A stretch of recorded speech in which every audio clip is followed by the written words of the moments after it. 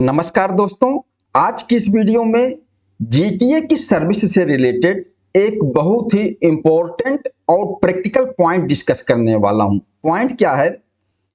एक मोटर मालिक ने अपना ट्रक ट्रांसपोर्ट कंपनी जीटीए को दिया और जीटीए ने उसी ट्रक से किसी कस्टमर को रिसिपिएंट को ट्रांसपोर्ट की सर्विस दिया, या एक जीटीए जो कि जीएसटी में रजिस्टर्ड है दूसरे जीटीए को ट्रक दिया और दूसरा जीटीए भी जीएसटी में रजिस्टर्ड है। अब दूसरे जीटीए ने उस ट्रक से सर्विस किसी कस्टमर को दिया, ट्रांसपोर्ट की सर्विस। तो यहां पर कई डाउट आते हैं कि अब इसमें पेमेंट की ट्रांजैक्शन किस तरीके से होगी, इनवॉइस कैसे बनेगा, जीएसटी R1 में कैसे दिखाया जाएगा, क्योंकि जीटीए दोनों जीएसटी में रजिस्टर्ड हैं। तो जीटीए टू जीटीए जो सर्विस हुई उसको लेकर ज्यादा कंफ्यूजन होता है। क्या फर्स्ट वाला जीटीए जीएसटी पेमेंट करेगा या सेकंड वाला जीटीए जीएसटी पेमेंट करेगा? जो जीटीए टू जीटीए की ट्रांजैक्शन हुई उसके बाद जीटीए ने कस्टमर को दिया, ये थोड़ा सा कंफ्यूज करने वाला पॉइंट होता है। तो इस पूरे पॉइंट को हम एग्जाम्पल के साथ डिस्कस करने वाले हैं। तो इसके लिए थोड़ा सा हम बेसिक समझते हैं कि ट्रांसपोर्ट का काम प्रैक्टिकल वे में किस तरीके से होता है, जीटीए लोग क्या करते हैं। एग्जाम्पल के तौर पर मान लीजिए मैं हूं एक जीटीए, एसके ट्रांसपोर्ट के नाम से अपनी बिल्टी बुक छपवा लिया, एक ऑफिस ले लिया और मैंने खुद को जीटीए बना लिया। अब मैटर है मैं जीएसटी में रजिस्टर्ड हूं या ना हूं, कोई दिक्कत नहीं, लेकिन मेरे पास एक भी ट्रक नहीं है। मैं खुद जीटीए बन गया हूं लेकिन मेरे पास खुद एक ट्रक नहीं है, लेकिन मेरे पास कस्टमर हैं, मुझे लाइन पता है कि किस लाइन में ट्रांसपोर्टेशन का काम है। मैं कस्टमर से कांटेक्ट करता हूं और मेरे एक ये रिसिपिएंट है, मैंने इनसे कांटेक्ट कर लिया और इनके गुड्स का ट्रांसपोर्टेशन करने की जिम्मेदारी ले ली। अब यहां पर ध्यान देना, ट्रक मेरे पास कुछ भी नहीं है। अब मैं क्या करूंगा, मैं ट्रक दूसरे से लूंगा। मान लीजिए यहां एक मोटर ओनर है, मोटर मालिक है, मैंने इनसे ट्रक ले लिया, इनको बोल दिया कि ये गुड्स यहां से वहां तक पहुंचाना है और आपको मैं 50,000 इसका रेंट दे दूंगा। अब मोटर ओनर अपना ट्रक देते हैं, गुड्स की डिलीवरी करते हैं, जहां से गुड्स लोड करना है, जहां पर पहुंचाना है वहां पर ले जाते हैं।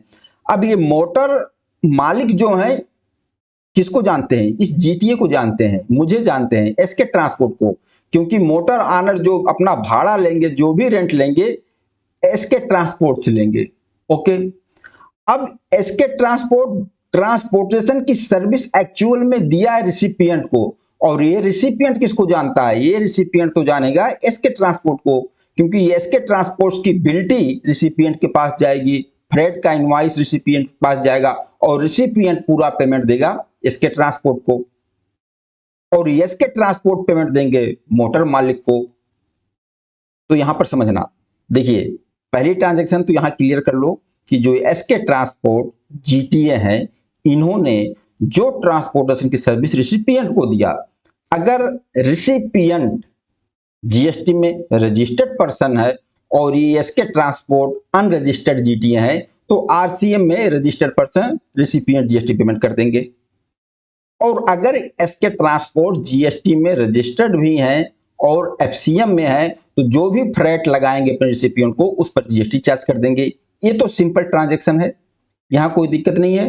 रिसिपिएंट अपना मान लीजिए SK transport freight invoice charge करते हैं रिसिपिएंट के नाम 60,000 का, तो रिसिपिएंट 60,000 का पेमेंट एसके ट्रांसपोर्ट कंपनी को दे देंगे। ओके, अब एसके ट्रांसपोर्ट पेमेंट देंगे किसको? मोटर ओनर को।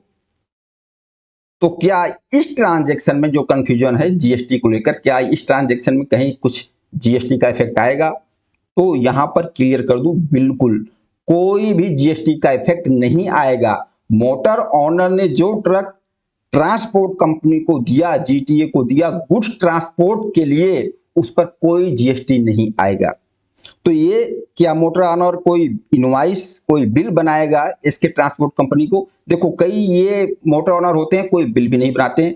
अब ये खुद मोटर ओनर है तो इसके ट्रांसपोर्ट कंपनी को अपना आरसी बुक दे देंगे, पैन कार्ड की कॉपी दे देंगे जिसके नाम पर ट्रक है, और फिर ये क्या करेंगे, एसके ट्रांसपोर्ट वो पेमेंट मोटर ओनर के अकाउंट में ट्रांसफर कर देंगे, जिसके नाम पर ट्रक है उसके अकाउंट में ये ट्रांसफर कर देंगे।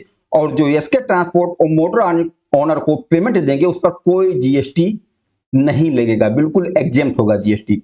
एक चीज ये भी ध्यान दो कि आपके पास 20 ट्रक हो, आप 20 ट्रक के मालिक हो और अपने सभी ट्रक को आप किसी जीटीए को दे देते हो और वह जीटीए उस ट्रक को गुड्स ट्रांसपोर्टेशन की सर्विस में यूज कर रहा है, तो आपको जितना भी रेंट मिल रहा है ना पूरा जीएसटी फ्री है, कुछ भी जीएसटी लगने वाला नहीं है।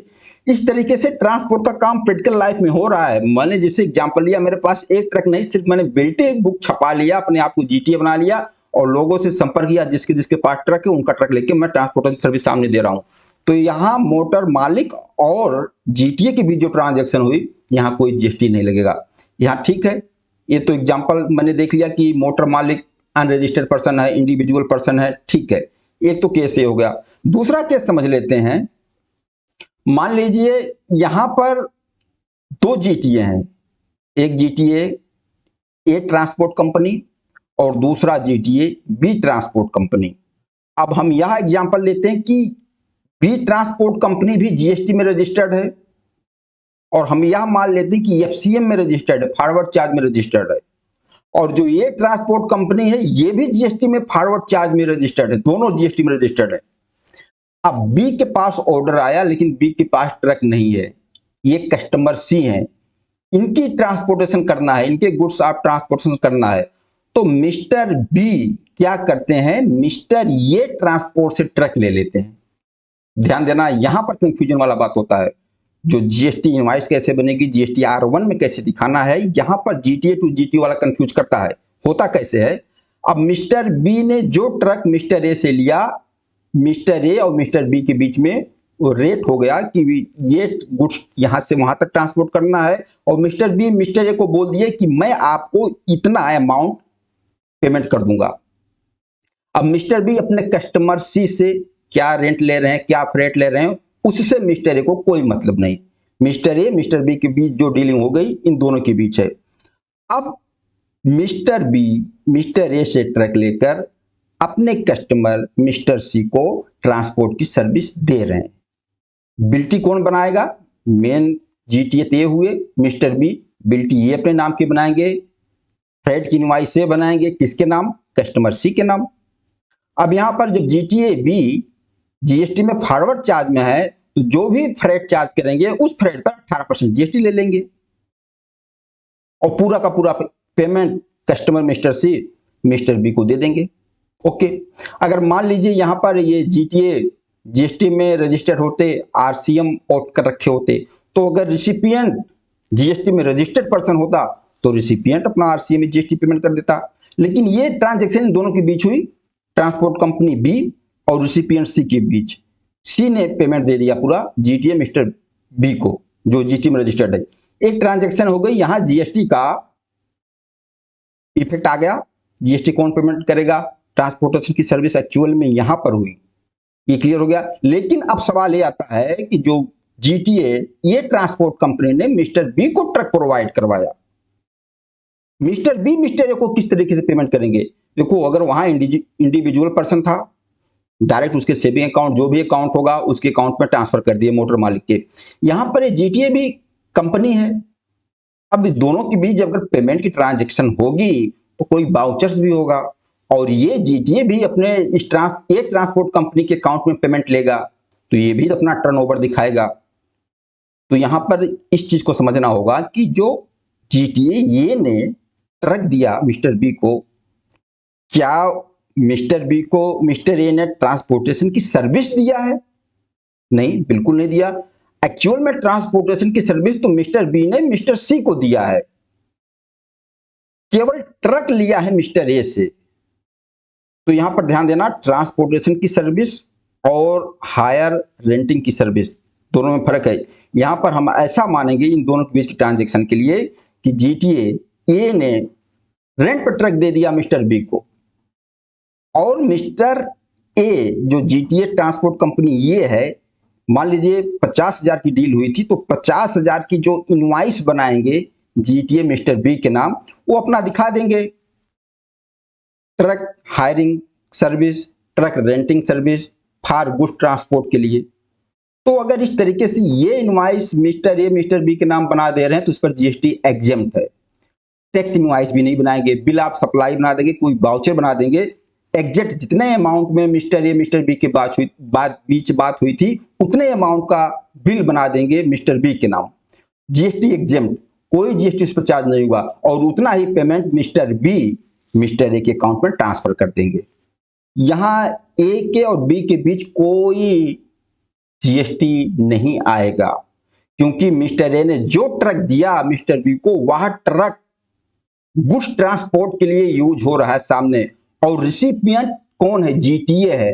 अगर आप अपना ट्रक रिसिपिएंट को देते हो, रिसिपिएंट सामने वाला जीटीए है, गुड्स ट्रांसपोर्ट करने वाला है, तो उस पर जीएसटी नहीं आएगा।